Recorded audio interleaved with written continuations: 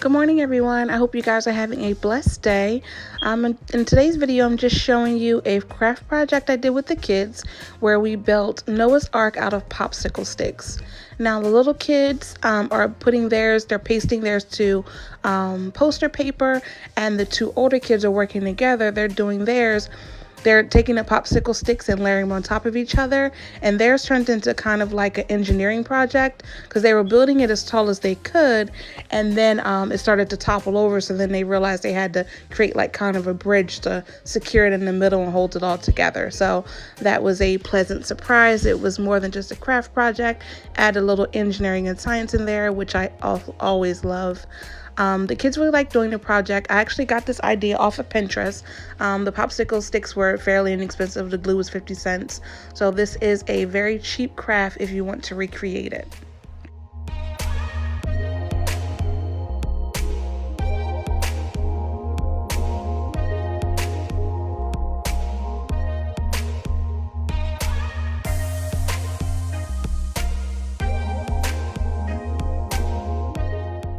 As you guys may or may not know, we are still working our way through our Bible unit study. We are currently on Noah, and along with this project of building the ark out of popsicle sticks, I had the kids include the family tree on there as well.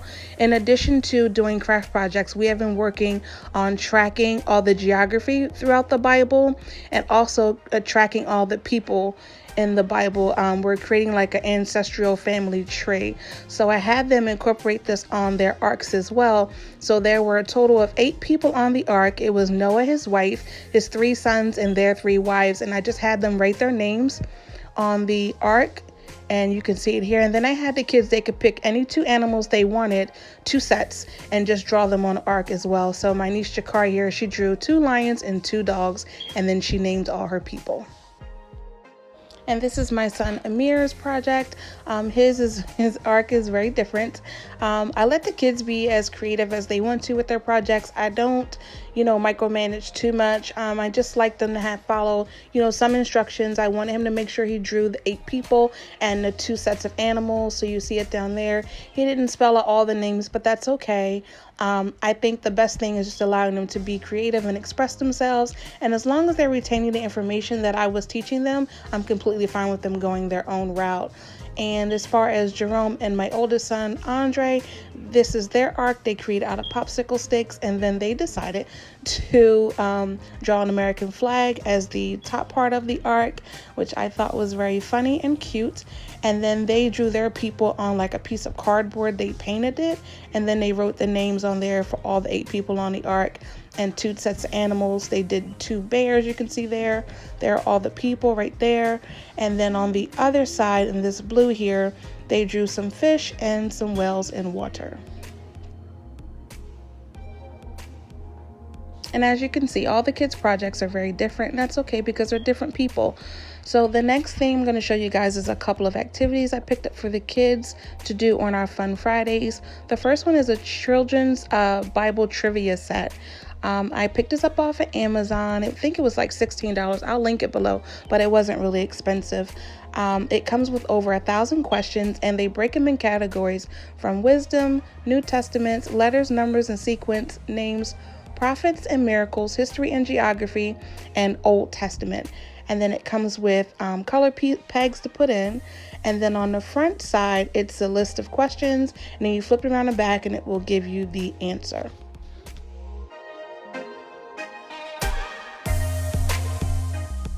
Okay, here I'm just flipping the card over so you can see the questions. The first question is, what animal tried to avoid an angel 3 times? You flip the card over. The answer is a donkey, and it references Numbers 22. The second question is, which word does not belong in this group? Hebrew, Samaritan, Jew, or Israelite? You flip the card over, and the answer is Samaritan. Now the children will put their pegs and they move them up, and when they get to the top of the rainbow, then that's when they win. So there's some more questions for you guys to kind of look at there, and then you flip the card over and there are all the answers, and then they just start from purple and then go up to the top. And right here, you guys, I am showing you all the cards here. Like I said before, the front of the box said that there's over 1,000 questions. So you could literally play this game forever. So it truly is a really good investment. And it's like a really good game night activity. It's something you can do with the kids and they're learning something, and it brings in the Bible. So it's a win-win all the way around the board. I can't wait to start playing this with the kids.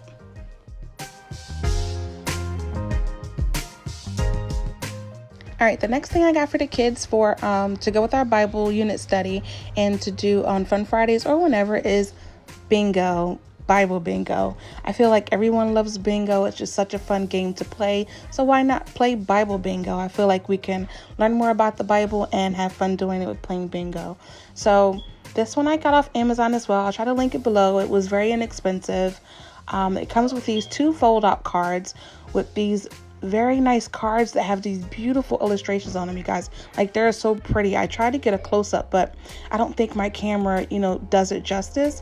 But anyway, it comes with the cards, and each one has a character. So you see David, Daniel, Jonah, John the Baptist, you got Mary, Jesus, the 12 disciples, Paul, angels, Bethlehem, Jerusalem, the cross, Easter, Christmas, communion, baptism, prayer, minister, missionary, Trinity, and faith, hope, and love. And then on the side of each card, there's these purple tabs that you would use for the Bible pieces. Now, the second card is just as pretty as the first one, but it has the Bible on it, Old Testament, New Testament, the Gospels, creations, Noah's Ark, Tower of Babel, 10 Commandments, manna, temple, shofar, the Torah, the miracles, church. And then it goes to the second coming of Christ, heaven, Adam and Eve, Enoch and Elijah, Abraham, Moses, and Joshua. And then it has more of the purple tabs on the side.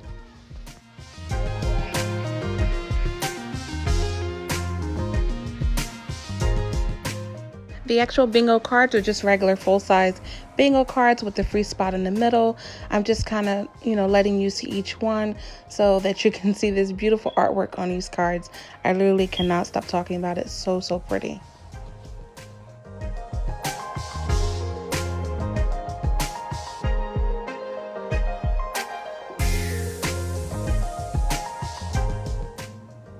Now, other than the artwork, the best part about these cards is that once you rip them up, not rip them up, but rip them apart, they have a description of what each person were. So it tells you about Mary, John the Baptist, Bethlehem, the angels, Paul, the cross, Jerusalem, Easter, and so forth and so forth. It gives you a description, and then it gives you a book of the Bible and what chapter and verses to go through to research that person. So I feel like me and the kids will have so much fun with this, because my kids are really turning into like little investigators, and they ask why 8 million times a day, and they want to investigate every single thing. So I think if I say something like Noah's Ark, they're going to want to know every single thing about it, or the Gospels or New Testaments. Like, I can see us using this as so much more of a resource and a game. So I didn't even know this was on the back, but I was so happy when I flipped it over and actually saw that. So that's amazing.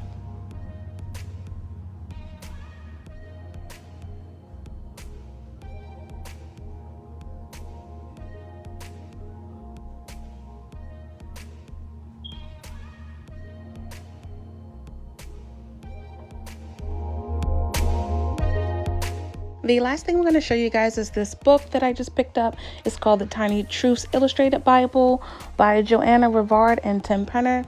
I saw another YouTube mama. Her channel is called The Oglesby Ohana. She did a review on this book, and she was so captivating in her review on the book that I literally bought it before her video was over. So I picked it up, and now that I'm flipping through it, I can 100% see why she was so in love with this book. It's going to create so much conversation for my children, which I know they will absolutely love. It talks about a lot of things that aren't normally talked about, in the Bible, like the color of, Jesus' skin and things like that. So I am in love with this book. I'm so glad she mentioned it. So I definitely have to give her credit, because I got the idea from her, and I'm glad that I have it now for my kids. We're definitely adding this to our Bible unit study. We'll probably do it in the morning, but this is a really good book, and it also has really good illustrations as well. All right, you guys, that's going to be it for this video. I just hope that you guys enjoyed a few things that I showed you that I got for the kids to go with along with our Bible unit study. As always, I want to thank you guys always for coming by and watching my content. I really appreciate it. Please don't forget to subscribe to my channel, hit the like button, and leave any questions or comments you have below. See you tomorrow.